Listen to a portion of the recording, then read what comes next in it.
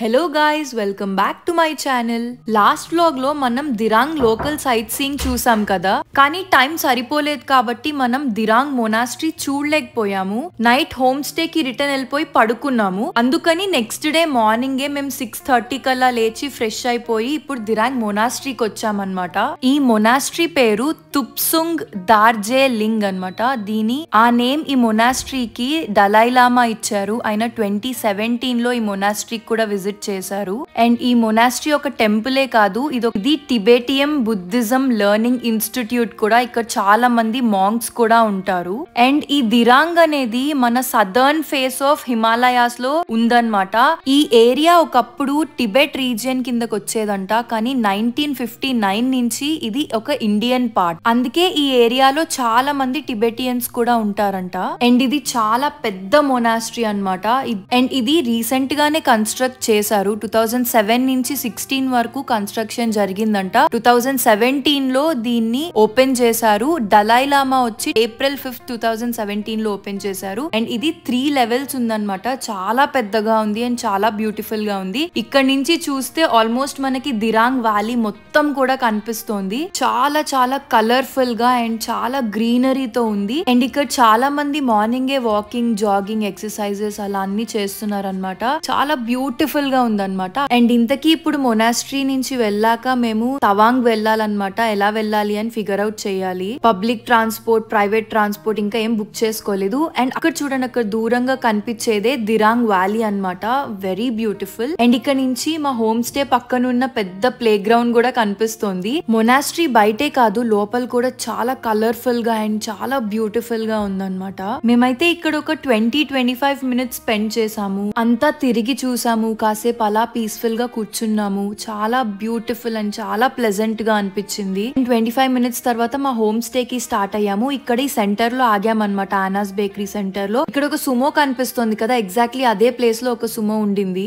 నాగ్ వెళ్ళి మాట్లాడాడు అనమాట. ఇప్పుడు తవాంగ్ వెళ్ళాలి, ఎప్పుడు స్టార్ట్ అవుతుంది, సీట్స్ ఏమైనా ఖాళీ ఉన్నాయా అని కనుక్కున్నాడు. సో ఇంకొక 15 మినిట్స్ లో ఈ వెహికల్ స్టార్ట్ అవుతుంది అని చెప్పారు. సో మేము ఫాస్ట్ గా హోమ్ స్టే కి వెళ్ళి మొత్తం ప్యాకింగ్ చేసుకుని కొంచెం ఫ్రెష్ అయిపోయి మళ్ళీ 15 మినిట్స్ లో మళ్ళీ సుమో దగ్గరకు వచ్చేసాం అనమాట. 7:40 కల్లా సుమో స్టార్ట్ అయిపోయింది తవాంగ్ కి. అసలు లేచినప్పటి నుంచి ఎలా వెళ్దాము అని ఒక చిన్న టెన్షన్ ఉండింది. అసలు ఒక సుమో దొరకడం ఏంటి, 15 మినిట్స్ లో మళ్ళీ వచ్చి ఎక్కేసి మళ్ళీ తవాంగ్ కి స్టార్ట్ అయిపోవడం ఏంటి, అంతా ఇలా సెకండ్స్ లో జరిగిపోయింది అనిపించింది అనమాట నాకైతే. సో ఫైనలీ మేమైతే తవాంగ్ వెళ్ళిపోతున్నాము. అండ్ అక్కడ దూరంగా స్నో క్యాప్ మౌంటైన్స్ అండ్ ఇక్కడ మౌంటైన్స్ మిడిల్ లో ఆ ఫాగ్ క్లౌడ్స్ ఎంత బ్యూటిఫుల్ గా ఉందో. మేమైతే 9 o'clock కల్లా బ్రేక్ఫాస్ట్ కి ఆగాము. మా సుమోలో ఒక ఫారెన్ కపుల్ ఉన్నారనమాట. వాళ్ళ దిరాంగ్ హోమ్ స్టే లో ఒక ఇండియన్ కపుల్ వీళ్ళకి ఫ్రెండ్స్ అయ్యారు. అండ్ ఇప్పుడు ఇక్కడ బ్రేక్ఫాస్ట్ దగ్గర వాళ్ళిద్దరు కలుసుకున్నారనమాట. అండ్ వాళ్ళిద్దరు రేపు వెళ్ళబోయే బుమ్లా పాస్ గురించి మాట్లాడుకుంటున్నారు. So Indian couple foreign couple అడిగారు, రేపు బుమ్లా పాస్ కి మాతో మీరు షేరింగ్ వస్తారా అని. బట్ బుమ్లా పాస్ కి ఫారెనర్స్ నాట్ అలౌడ్ అనమాట. అది మనం నెక్స్ట్ వ్లాగ్ లో తెలుసుకుందాము. అందుకని ఫారెన్ కపుల్ మేము రాలేము అని చెప్పారు. ఇదంతా కూడా మేము జస్ట్ వింటూ ఉన్నాం అంతే. నెక్స్ట్ స్టోరీ ఏం జరిగింది అనేది నెక్స్ట్ వ్లాగ్ లో చెప్పుకుందాము. మా లక్ ఈ ట్రిప్ లో ఎంత బాగా ఫేవర్ చేసింది అనేది కూడా నెక్స్ట్ వ్లాగ్ లో చెప్పుకుందాము. ఈ స్టోరీని అయితే గుర్తు పెట్టుకోండి, నెక్స్ట్ వ్లాగ్ కి ఇదే లీడ్ అన్నమాట.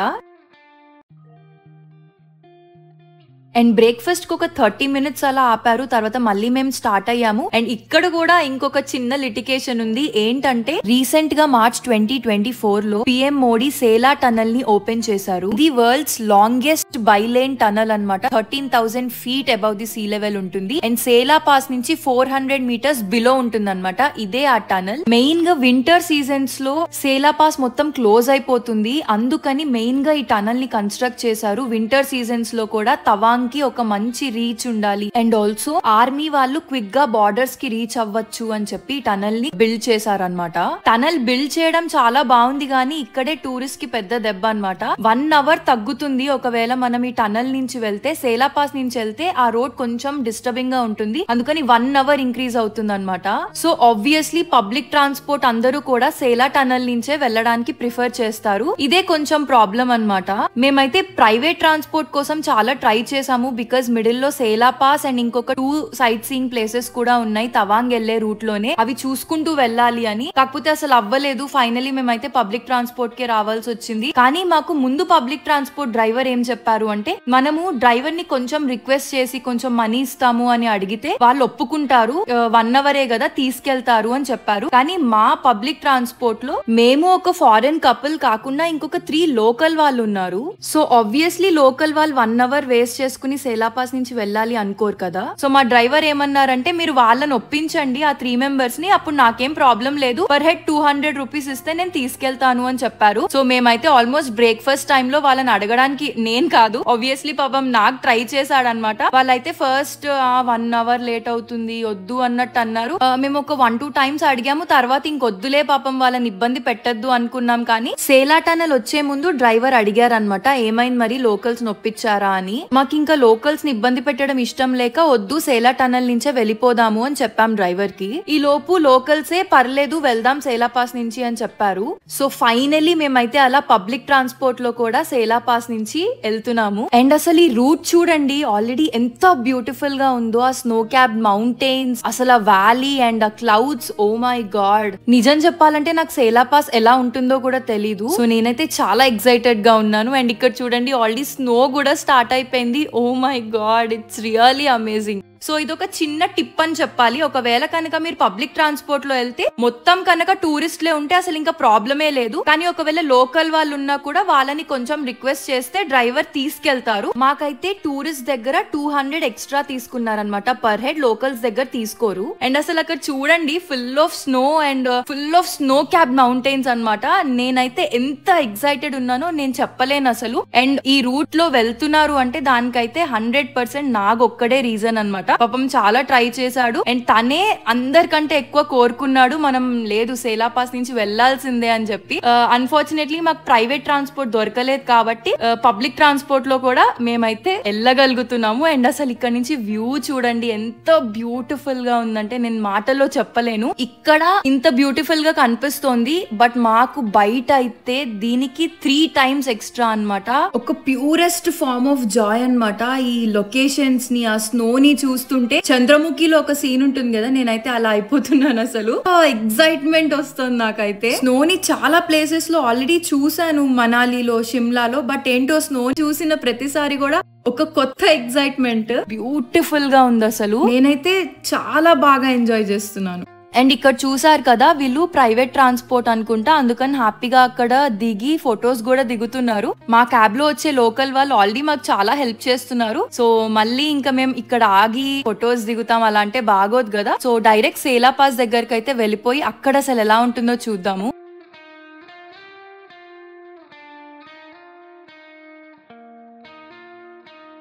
సో ఫైనలీ మనం సేలా పాస్ రీచ్ అయిపోయామన్నమాట. అండ్ నేనైతే అసలు ఇంత స్నో ఉంటుందని నిజంగా ఎక్స్పెక్ట్ చేయలేదు. అండ్ దట్ టు అసలు అన్టచ్డ్ స్నో అన్నమాట. అసలు ఇంత కూడా స్పాయిల్ అవ్వకుండా ఒక వైట్ కార్పెట్ లాగా ఉంది. And see that is Sela pass finally. And Sela pass లో throughout the year snow ఉంటుందంట. నాకైతే అసలు ఇక్కడికి వచ్చే వరకు తెలియదు ఆ విషయం. చూసి నేనైతే లిటరలీ షాక్ అయ్యా అనమాట. అంత బ్యూటిఫుల్ గా ఉంది ఇక్కడ. అండ్ ఇక్కడ ఆర్మీ వాళ్ళు కూడా చాలా ఎక్కువగా ఉంటారు, ఎందుకంటే 2 కంట్రీస్ దీన్ని బార్డర్ చేస్తూ ఉంటాయి. ఒక సైడ్ నుంచి Tibet which is China and ఇంకొక సైడ్ భూటాన్ అన్నమాట. అండ్ అసలు ఇక్కడ స్నో చూడండి ఎంత బ్యూటిఫుల్ గా ఉందంటే.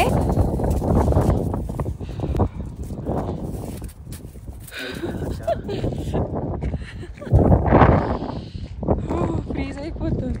స్నో చూసి నాకైతే చాలా ఎక్సైట్మెంట్ వస్తుంది, కానీ ఇక్కడ అసలు ఒక 1-2 మినిట్స్ కూడా బయట ఉండలేకపోతున్నాము. అంత చల్లగా ఉందన్నమాట, ఫ్రీజింగ్ కోల్డ్. అసలు టూ మచ్ ఆఫ్ విండ్. అసలు ఆ విండ్ కి మనం కంప్లీట్ ఫ్రీజ్ అయిపోతాము. ఇక్కడ అసలు ఇంత బ్యూటిఫుల్ గా ఇంత కోల్డ్ గా ఉంటుందని నాకు తెలీదు. అందుకని అసలు బేసిక్ స్వెటర్ కూడా వేసుకుని రాలేదన్నమాట. అందుకని లిటరలీ నేనైతే బయట ఒక 15-20 మినిట్స్ కంటే అసలు ఎక్కువ ఉండలేకపోయాము. ఆ 20 మినిట్స్ కూడా ఇంకా నేను ఆల్మోస్ట్ అవుట్ అన్నమాట. కాళ్ళకు ఇరుక్కుపోయేది.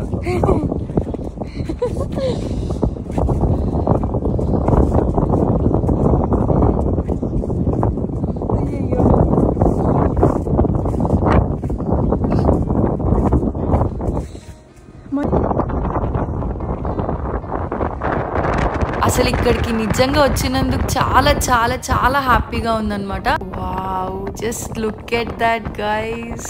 అండ్ ఆ లేక్ చూడండి ఎంత బ్యూటిఫుల్ గా ఉందో. 4 మెంబర్స్ కనిపిస్తున్నారు కదా, వాళ్ళు కూడా మా క్యాబ్ వాళ్ళే అన్నమాట. And even they were enjoying a lot.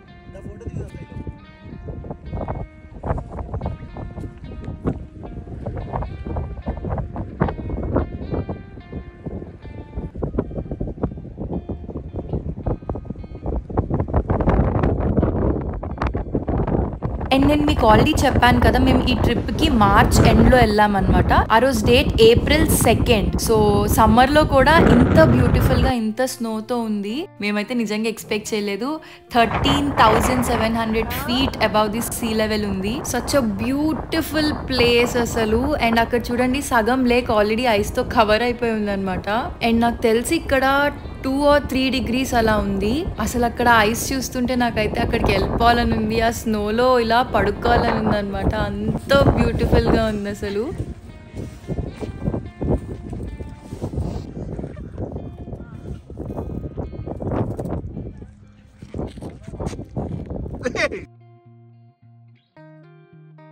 And ఇదే ఫుల్ వ్యూ ఆఫ్ సేలా లేక్ అన్నమాట. అండ్ నెక్స్ట్ మనం వెళ్ళబోయే ప్లేస్ జశ్వంత్ గర్ వార్ మెమోరియల్ అన్నమాట. 1962లో చైనా ఇండియా వార్ అప్పుడు జశ్వంత్ సింగ్ ఒక్కళ్ళే చైనా ఆర్మీని బార్డర్ లోకి ఎంటర్ అవ్వకుండా చాలా సేపు ఆపారన్నమాట. అండ్ ఆయనకి లోకల్ గర్ల్స్ ఇద్దరు హెల్ప్ చేశారు. వాళ్ళే ఒకళ్ళు సేలా, ఇంకొకళ్ళు నూరా. అండ్ ఈ 3 మెంబర్సే ఎంతో సేపు చైనీస్ ఆర్మీని ఆ ఏరియాని దాటి రాకుండా అడ్డుకున్నారనమాట. చాలా సేపు వాళ్ళతో ఫైట్ చేశారు. అండ్ ఆ ఫైట్ లోనే జశ్వంత్ సింగ్ చనిపోయారు. అలానే సేలా అనే అమ్మాయి కూడా చనిపోయింది. అండ్ నూరా అనే అమ్మాయిని చైనీస్ ఆర్మీ క్యాప్చర్ చేశారు. అండ్ ఆ సేలా అనే అమ్మాయి పేరే పాస్కి అండ్ లేక్ కి పెట్టారు. ఇక్కడ నుంచి ఒక 1/2 hour అన్నమాట ఆ ప్లేస్. వాళ్ళు ఎక్కడైతే ఫైట్ చేశారో, ఎక్కడైతే జశ్వంత్ సింగ్ చనిపోయారో, నెక్స్ట్ అక్కడికి కూడా వెళ్ళి చూద్దాము. అండ్ వన్ లాస్ట్ టైం ఈ లేక్ ని చూడండి ఎంతో బ్యూటిఫుల్ గా ఉందో.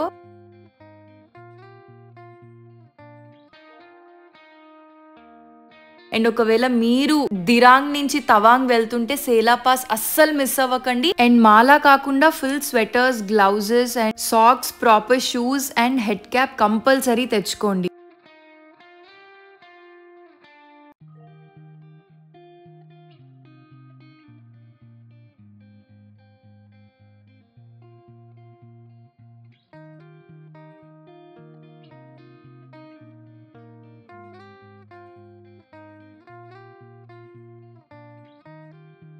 హాఫ్ అన్ అవర్ ట్రావెల్ చేశాక ఇప్పుడే వచ్చేసాం అనమాట జశ్వంత్ గర్ వార్ మెమోరియల్ కి. అండ్ అక్కడ పైన కనిపించేదే సేలా పాస్. ఇదంతా వ్యాలీ అన్నమాట. ఈయనే జశ్వంత్ సింగ్. ఇక్కడ ఒక చిన్న టెంపుల్ కూడా ఉంటుంది. సో అది కూడా చూసుకుందాము. మాకైతే ఇక్కడికి వచ్చాక ఈ హిస్టరీ మొత్తం తెలుసుకుని, ఆయన గురించి తెలుసుకుని, ఆ ఇద్దరు అమ్మాయిల గురించి తెలుసుకున్నాక ఒక గూస్ బంప్స్ ఫీలింగ్ వచ్చింది అనమాట. చాలా ఎమోషనల్ గా అనిపించింది. అక్కడ కనిపించేదే టెంపుల్ అన్నమాట. అండ్ ఇదే ఎంట్రన్స్. అక్కడ బోర్డ్ మీద మొత్తం మ్యాటర్ అంతా రాసుంది ఆయన గురించి. అండ్ ఇది ఆయన మెమోరియల్. 1962లో ఇదే జశ్వంత్ సింగ్ అన్నమాట. అండ్ ఇక్కడ నుంచి ఇంకొంచెం ముందుకి నడిస్తే అక్కడ ఒక ట్రీ ఉంటుంది అనమాట. ఎక్కడైతే జశ్వంత్ సింగ్ బాడీ దొరికిందో ఆ ట్రీ కూడా ఉంటుంది. కానీ ఆల్రెడీ మా క్యాబ్ లో అందరు వెయిట్ చేస్తున్నారు కాబట్టి మేము ఇంకా అక్కడి వరకు వెళ్ళలేకపోయాము. మాకైతే చాలా ఉండింది వెళ్దాము చూద్దాము అని, కానీ ఇంకా వెళ్ళలేకపోయాము. అండ్ ఇదే మనం వచ్చిన వ్యాలీ అన్నమాట. అక్కడ పైన కనిపించేదే సేలా పాస్. అండ్ అక్కడ బ్రిడ్జ్ చూసారా, దాని మీద నుంచి కూడా క్రాస్ చేసుకుంటూ వచ్చాము. అండ్ సక్సెస్ఫుల్లీ మనం 3 places లో 2 places కవర్ చేసేసాము. ఒకటి సేలా పాస్, ఒకటి జశ్వంత్ గర్ వార్ మెమోరియల్. ఈ జుంగ్ ఫాల్స్ అనేది కొంచెం లోపలికి ఉంటుంది, అందుకని పబ్లిక్ ట్రాన్స్పోర్ట్ తీసుకెళ్లవు. అండ్ అలా మొత్తానికైతే తవాంగ్ రీచ్ అయిపోయాము. అండ్ మేము తవాంగ్ లో హోమ్ స్టే ఆల్రెడీ బుక్ చేసుకున్నాము, పైన్ వుడ్ అని. అండ్ అది సెంటర్ కి వెళ్తుంటే దారిలోనే వస్తుంది అనమాట. సో మమ్మల్ని అక్కడ డ్రాప్ చేసేసారు. ఇదే దాని ఎంట్రన్స్. చాలా బాగుంది, క్యూట్ గా బ్యూటిఫుల్ గా ఉంది. ఇదేమో కిచెన్ అన్నమాట. అండ్ అటు కార్నర్ ది మా రూమ్ కూడా చాలా బాగుంది, నీట్ గా ఉంది. ఇక్కడ 2 days స్టే చేసాం. ఇప్పుడు టైం 1:32 అలా అవుతోంది. ఈ రోజే తవాంగ్ సైట్ సీయింగ్ కూడా చేస్తాము. ఒక 3-4 places